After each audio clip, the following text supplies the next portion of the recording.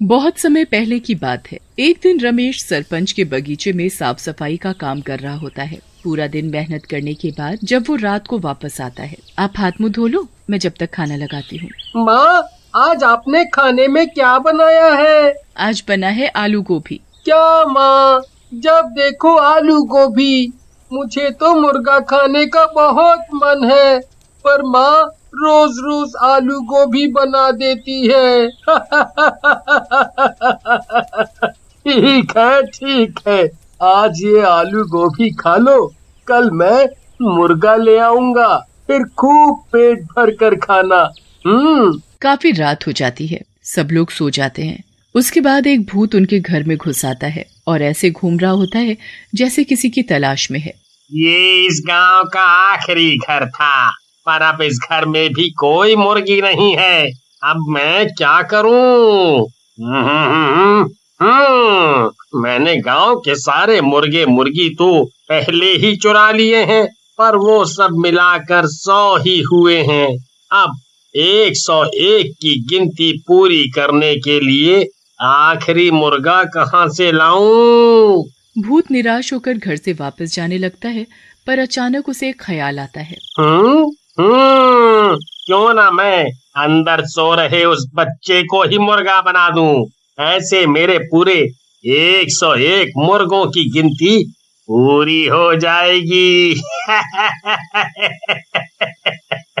भूत दोनों में से राहुल को गोद में उठाता है और हवा में उड़ता हुआ घर से बाहर निकल आता है। राहुल इतनी गहरी नींद में होता है कि उसे पता ही नहीं चलता कि उसे किसी भूत ने उठा लिया है। भूत उड़ता हुआ उसे एक घर में ले जाता है। उस घर में बहुत से मुर्गे मुर्गियां पिंजरों में बंद चिल्ला रहे होते हैं। उसके बाद भूत राहुल को जमीन पर लिटा देता है और उसके चारों तरफ लाल रंग का घेरा बना देता है। शैतानों के शैतान, ये है आपका नया मेहमान। भूत घेरे के चारों तरफ गोल गोल घूमने लगता है और राहुल के ऊपर जादू करने लगता है। कुछ देर बाद राहुल एक मुर्गे में बदल जाता है। राहुल अपने पैरों की तरफ देखता है, पर उसके पैर तो पंजों में बदल चुके होते हैं।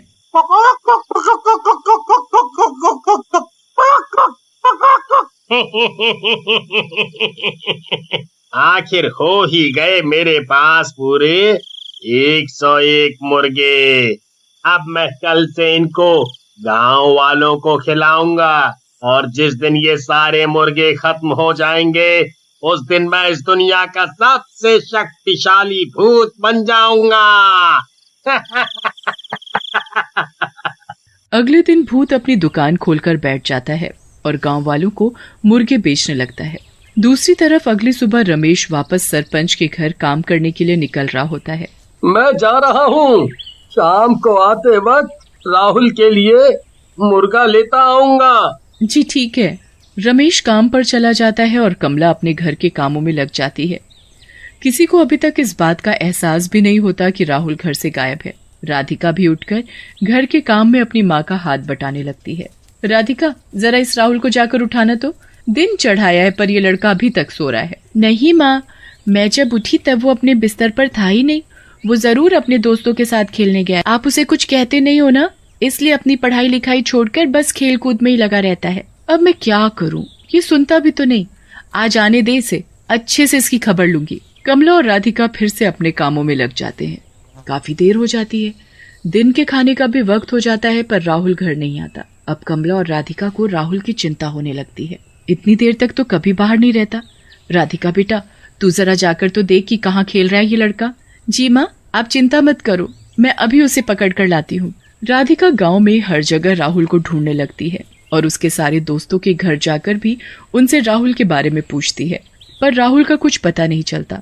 वो घर आकर अपनी माँ को बताती है तो वो और ज्यादा परेशान हो जाती है। अब तो इनके आने का ही इंतजार करना पड़ेगा, वो आएंगे तभी कुछ होगा। दोनों रमेश के आने का इंतजार करने लगते हैं और रमेश इस बात से अनजान कि उसका बेटा राहुल कहाँ है, वो सरपंच के बगीचे में काम कर रहा होता है। काम खत्म करने के बाद रमेश घर आने लगता है। तभी उसे याद आता है कि उसे राहुल के लिए मुर्गा लेना है। वो मुर्गा खरीदने जा ही रहा होता है कि तभी उसे आवाज आती है, मुर्गे की मीट ले लो, मुर्गे की मीट। अरे, यहाँ कौन मीट वाला आ गया? खैर, मुझे क्या, मुझे तो मीट लेने से मतलब है। रमेश मीट की दुकान पर जाता है जहां वो भूत एक आदमी के भेस में दुकान पर बैठा होता है।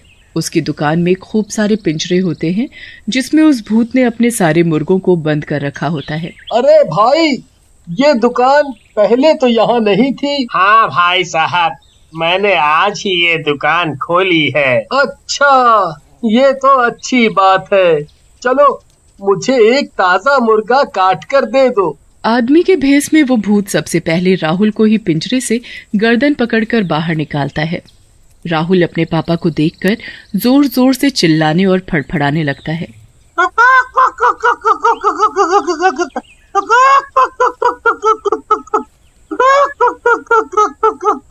रमेश को कुछ अलग सा महसूस होता है।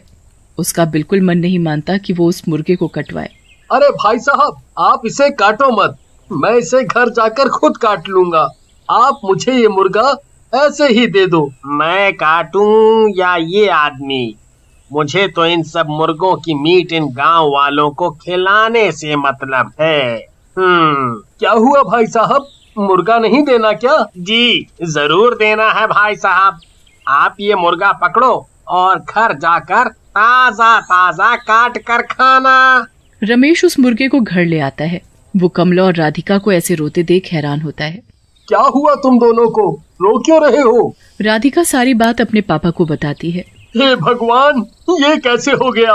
राहुल ऐसे कैसे गायब हो सकता है? अभी कुछ दिनों से मैं हमारे गांव में मुर्गे मुर्गी चोरी होने की बातें सुन रहा था, पर आज तो हमारा बच्चा ही गायब हो गया।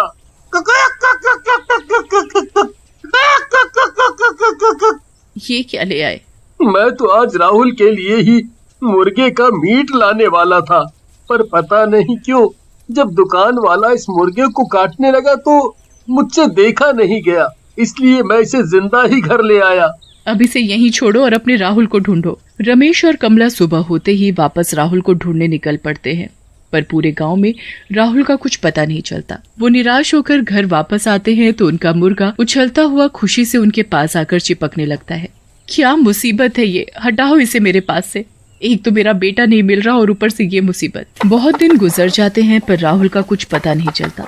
यहाँ भूत रोज दिन में अपना भेष बदलकर अपनी मुर्गे की दुकान खोलकर बैठ जाता है और जादू किए हुए मुर्गों का मीट लोगों को बेचने लगता है। काफी दिन हो जाते हैं और भूत के सारे मुर्गे खत्म हो जाते हैं, पर अभी भी उसमें वो शक्ति नहीं आती जो आनी चाहिए थी।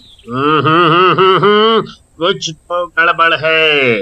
मैंने तो पूरे 101 मुर्गों की बलि देकर लोगों का उनका मीट खिलाया है, फिर मुझ में वो शक्ति क्यों नहीं आ रही? आखिर कहाँ कमी रह गई? भूत यहाँ वहाँ घूमने लगता है और उसे अचानक राहुल के बारे में याद आता है कि उसने बस उसी मुर्गे को बिना काटे बेच दिया था। कहीं वो बच्चा जिसे मैंने मुर्गा बनाया था वो अभी तक जिंदा तो नहीं? कहीं ऐसा तो नहीं कि उस आदमी ने उसे मारा ही ना हो? आज अमावस की रात है। मुझे उस मुर्गे को रात 12 बजे से पहले ढूंढना होगा, वरना वो अपने असली रूप में आ जाएगा और मेरी सारी मेहनत बर्बाद हो जाएगी। भूत उस मुर्गे को ढूंढने निकल पड़ता है, पर वो मुर्गा तो मजे से अपने ही घर में खेल रहा होता है। अब तो रमेश, कमला और राधिका सब उस मुर्गे को प्यार करने लगे थे। भूत सारे गांव में ढूंढने के बाद आखिरकार रमेश के घर पहुंच जाता है और मुर्गे को देखकर बड़ा खुश होता है। भूत घर में घुसकर मुर्गे को दबोच लेता है। वो बुरी तरह फड़फड़ाने और चिल्लाने लगता है। मुर्गे की आवाज सुनकर सब बाहर आ जाते हैं और भूत को देखकर घबरा जाते हैं। तूने इस मुर्गे को क्यों नहीं मारा? तेरी वजह से मेरी सारी मेहनत बर्बाद होने वाली थी। इस मुर्गे को छोड़ दो, ये हमारा है। कभी नहीं, कभी नहीं। भूत मुर्गे को लेकर भाग ही रहा होता है, तभी मुर्गा उसके हाथ से निकलकर भाग जाता है। भूत उस मुर्गे के पीछे पीछे भागने लगता है। मुर्गा कभी पलंग के नीचे घुस जाता है। भूत उस मुर्गे को पकड़ने के लिए पूरे घर में भागने लगता है। इतने में 12 बज जाते हैं और वो मुर्गा अचानक राहुल बन जाता है। राहुल को देखकर सब लोग खुशी से पागल हो जाते हैं। वो भूत वहाँ से गायब हो जाता है। उसके बाद राहुल सारी बात अपने घर वालों को बताता है और सब खुशी खुशी रहने लगते हैं।